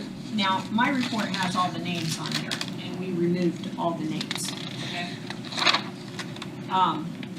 Over in the right-hand column, the top box, 2 of your insureds had 6 or more ER visits this year. And between those 2 people, they had 22 visits. Can I tell you something real quick about ER visits? Because an employee of the county, Okay? with a doctor, they were, the doctor wanted to refer them to specialist immediately because of an immediate situation he dealt with. Okay. Was sent to you guys for approval for that. Waited a couple days, situation started getting worse.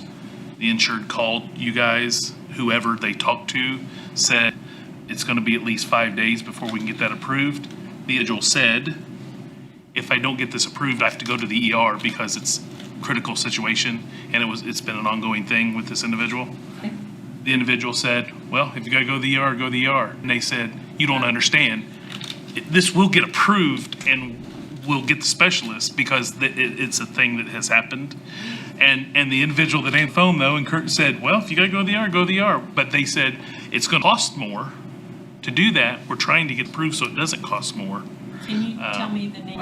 I'm more than happy to, and I will give you that. Thank you. Okay. But that kind of frustrated me because I know our objective is to keep people from going to the ER I because it's understand. an elevated cost. Because we're not doctors or nurses. Yep.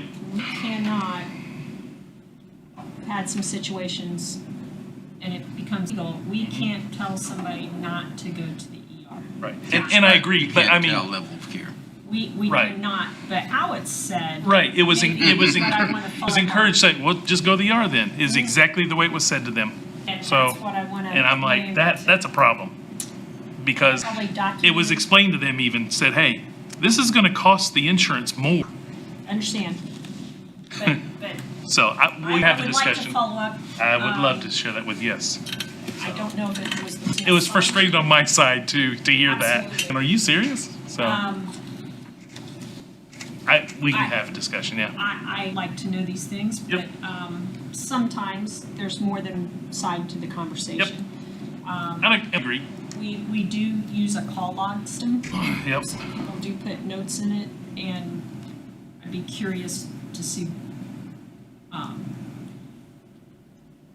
whether we contacted clinics to see when the approval would come or Right. not. So we can do all of that. Yep, I appreciate it. And, I'm just looking, when we talk about trying to keep costs low and trying to keep, but it was frustrating to hear that, so. 5 sides to the story. Mhm. What we don't know, and this has happened, I've had to intervene, get up from my desk and go intervene. When somebody was yelling and, I'm going to say bullying our adjudicator and had her in tears. Oh, yeah. Now, it was a different county. I called the county commissioner that I knew the person and explained the situation. It was over getting his drug approved. It was a TB drug. Right. He was out because he took more than it was prescribed. Took extra, now he wanted to refill too soon, and he wanted this, and he wanted the new drug. And I called Fisher, said, well, it's $240,000 a year, and he made her cry. Guy called back very apologetic and had no idea that And we would tell the commissioner that he admitted, and he apologized to me, that, yeah, I was pretty rough with her, I was gonna get my way. Okay, so his version to the commissioner was, I was sweet as pie. Right. Our version was, no, No, you you weren't. weren't. Right. I mean, she was holding the phone out here, I heard you. Right. So, but I need to figure that out because there's gotta be a good response on our side. I agree. It's a learning moment. Second thought on that is, why would it take 5 days? So it had to go to doctor review, but if we know the situation, could we have intervened? Right. I don't know. Right. I don't know what diagnosis it was, but I can tell you, we can talk later, but Well, yeah, but- we can talk about that. I want the facts, Yep. and then I want to see where we could have done better. Yes, ma'am. Thank you. In your ER report, it says member had PCP at times. Is that primary care physician? Okay. So they're saying no.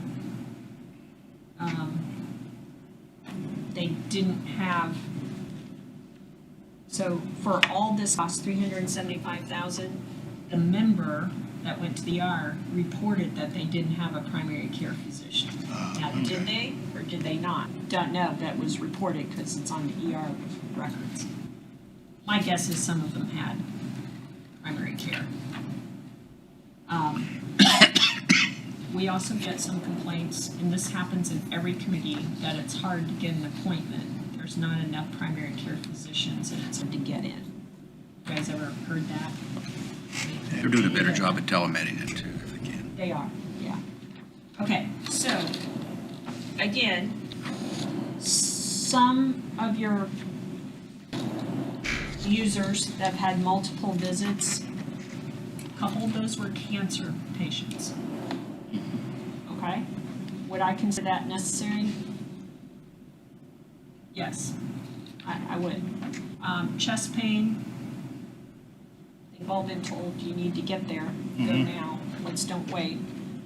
Yes. Urinary tract infection, that's Revive would work really well for that. We have talked to several people, one a young mom. Well, I didn't know what Revive was. I didn't know we had them. So do we keep emphasizing those things, make sure people know there's alternatives? Yes. Young mom didn't have any other doctor, and it's her child. You know, well, my income's low, so it'll get written off, so I can just go to the ER. Well, but your plan pays for it. Your portion may get written off, but the plan pays for it. Well, you know, there's a variety of answers as to why people use the ER. Can we prevent all of it? Of course not. I mean, Right. if somebody's son breaks their leg, where are you gonna? If you've got chest pain and somebody carries you out of here, that's probably where you're gonna go. So some are legit. Some could be avoidable. That's the next page. Urinary tract, cystitis, upper respiratory infection, follow-up exam after treatment for constipation. That's what you can't see there. Okay? Hypertrophy of tonsils, sore throat. So, could we avoided some? We could have. To help. Yes. And I'm not picking on anybody. I guess I'd look at it, what could we do to help? Some went because they thought they needed to go, to be honest with you. Or, you know, if the other guy couldn't get his specialist approved, he went. That's okay. Right. Cancer treatment, and you got sick afterward, family took him to the ER, that's where you need to be. Could be critical if, you know, such a reaction there. So, just, I mean, do we use these reports? We use them in a variety of ways for all sorts of things. One report in there shows that 70% of your cost this year was incurred on employees. 20% this year was incurred on spouses. There are some years where your spouse cost has been more than your employee cost. Kids are running right at 10%. That's great. Could we have a sick child with cancer or something that would spike that? We could, but I'm pleasantly happy that your spouse cost this year is 20%. Sometimes it runs much more, so that's good. Now, with that, we can give you prior years. We could go back 3 or 4 years and show you what the spouse cost runs, percentages.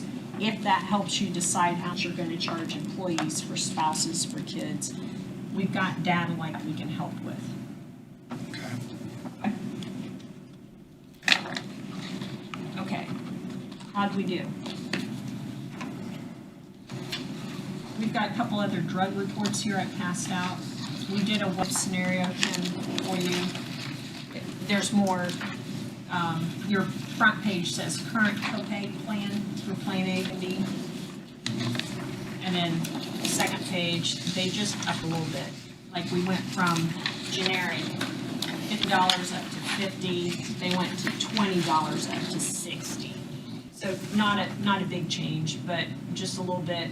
Those small changes add up to $2,700 for the year. Not a big bang for your buck there, but I added it just so you know. We will run whatever scenarios you'd like us to. We can come up with a bunch of our own. Drugs keep increasing in cost. So everything we can do to international source, CanRx, move you from name brand to generic, anything we can do. Is there a specialty for specialty drugs that Yes, plan they need participants to, can plug they into? have to call us and, call TrueRx. It takes prior approval. We have gotten a lot of your specialty drugs on patient assistance, so it does fit the plan. We've changed, right now you don't have any on a specialty. At this moment in time, knock on wood, jinx it. Can't say that'll hold true all the time, but the international sourcing for a lot of the name brands has really helped bring the costs down. And again, if the patient has need, we have it reviewed by the pharmacist and by our doctors. If that's what they need to get on, then we gotta find a way to do it. And we've written for approval to make sure you guys, we're saying we recommend this and you guys have given approval for that. What we don't want is a wide open, get anything you want. I think some brokers, plans that I know, you should have access to all the drugs, and you're gonna get rebates after it's over with. Well, there's big brouhahas in Congress that rebates should be passed through. We've got set up TrueRx. Good question to ask is, how much do I get per script? 0. So we have no fees attached. How much do we get of the rebates? 0. 100% passed through to you. Okay? TrueRx charges admin fees to administer your plan versus percentage of the rebates and all that. But if you look at other PBMs, that is one thing. We've shopped your PBM before. Most brokers, most TPAs take X number of dollars per script that's filled. Now, sometimes PBMs call it a marketing fee, so they don't disclose it, because that's between me and this broker. It's TrueX the PBM, or they have TrueRx is the PBM. Okay, so there's all sorts of angles. They're not right or wrong, they're just out there. So as you look at things, you'd always be asking, where's your income come from? Our income comes from admin fee. Brokers, most always, we are acting as your broker and your TPA. When we first came on, there was a different broker involved. He was getting an admin fee and he was getting commission on the reinsurance, both. And we are not charging you commission on the reinsurance. I think most brokers do, but we're not. We're charging you what we consider a fair admin fee. So can somebody come in and beat an admin fee? Sure they can. can beat my admin fee and turn around and charge you 10% commission.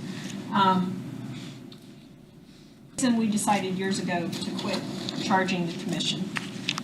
If you have an increase, then I'm here promoting that, well, let's take the higher fixed cost. That means I made more. Because keep your fixed cost low. So what's really driving me and my recommendations? I don't want it to be because I make more money on it, so I'll point you this way. And that happens a lot in this industry. The other thing is, we were just talking about on the way over here, we have a small city, we do. So we had a 25% decrease. Well, and I'll use Richmond Schools. We had a huge decrease, $750,000 decrease. I recommended that renewal because it was such a savings. It was the current carrier. I negotiated it down.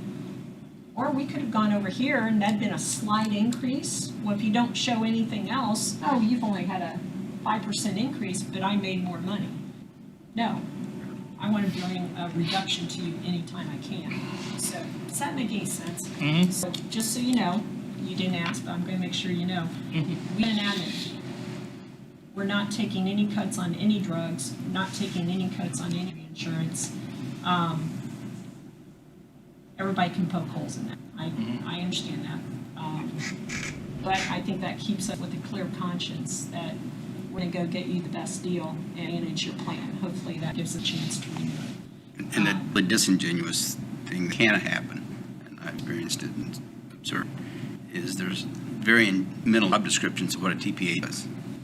And I know one situation where the TPA that was part of the plan. You see, there's to it, it's the way he does it. Again, been around quite a while. And you've been with us quite a while. And I didn't ask question because I already knew the answer. And I could have anyway, so that it's on me. But we appreciate all you do for us and do a lot for us. A lot of movements. It sure is. But we're going to do the best service that we can. That's a part of it. If somebody doesn't trust us, call us. We're the sector. So I'm interested in some detail. I like to check it. What do we do to get, what do we do to measure everything, our employee satisfaction? I get phone calls. That's why you were And who's like, Yeah, they're not any. I say like on Revive, Swift and D. I personally have never had a phone call complaining about the service. Oh, good. That. Good. I have very little on done. It's mostly probably questions and not understanding something. It's not an actual complaint. Very true. No, I don't. But they will. I get them, and they're small and minute. That just need the employee need more understanding of it most of the time. And I will say we've been with them since 2007. It's a great track record with them from what I hear from other employees. Yeah. So was I. Yeah. we had some complaint on a failure to get a drug. When you started peeling the onion, it was suspected. And I And they think had it's, followed the procedure. and I think our, what we have to do with it and try to work harder, but sometimes it doesn't do any good, and that is education and communication. So I'm going to give an example that I probably sent out 10 emails on open enrollment, and there were some requirements within the open enrollment process. We ended up with probably about 8 employees who did not complete open enrollment without the benefit. And they did call me on that. That's Dunn's fault. That's not my fault. But I had them go back and read those emails. So our problem, and I think any employer is going to have that, is to get the employees, to start digesting some of this information and reviewing it. So we do try on the Revive, and all of that is just, it's hard to communicate to the employees. And they kind of tend to listen when they need it right then. Yes, yes. And that's universal. It's always a challenge. They'll hear you after they already need it. So, Kind of like the open enrollment. Yeah. I'm not going to read an open enrollment email, but 3 months later, I've got a medical bill. What happened? It's not paid. It gets their attention. you didn't sign up. So, But I'm open to suggestions. This is kind of a tough business. And as you guys know, everybody hates insurance, so it must be our fault every time, so. Hopefully we take it in stride. If somebody didn't take it quite in stride like I would have, we'll follow that through. Yep. The health fair is a good education piece, it really is. It is. Yep. No fault. Just getting the people to participate is. I did get one piece of feedback from Health Fair. Encore PPO, people, and they were amazed at the number of people that came up and called our staff by name.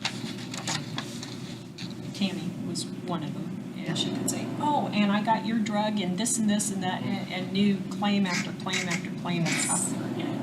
And they told me that that doesn't happen, and I'm like, it should happen, Right. You know, so. Very familiar. The familiarity, the knowing your claims, I think helps. It's not perfect, but it helps. I can testify to that. She knows. I don't want to say it. It's hard to get it out. It's not one thing, it's all these things. And we can always do better. Employees could be engaged more. They could do better. You guys have been great. I'm sure if you can make money growing trees, wonderful for everybody, but, you know, I'd like to think of it as a team effort, and we're part of your team. So if you need to hit me over the head, that's what I'm here for. And I'll ask for help when we really, really, really need it. Other than that, I think it's our job to try to figure it out and offer solutions if we can. All right, so these are signed. We have told you that within 2 weeks, we will make a decision, Ending June 10th, right? June 10th, 2 weeks from today. We will talk to Brad. We may have him give you a call, questions. Sure. And we'll plan at our meeting on the 10th Okay. to make a final decision. Do you need me back here? We'll talk to you as we get a little more information and you share what Okay. you hear back from this. Okay. And we may be able to set it up as a Zoom call or something Gotcha. rather than having you travel back here, because I don't think it's supposed to rain on June the 10th, so you won't Yeah. enjoy the driving as much, you know? That's true. Probably very true. Other questions, Aaron? No, Ron? she's covered everything. Thank you. Anything else for our meeting before we adjourn? Anybody? I want you for a second. Yep, you got it. Then we are adjourned. Thank you very much. I renegotiate my contract.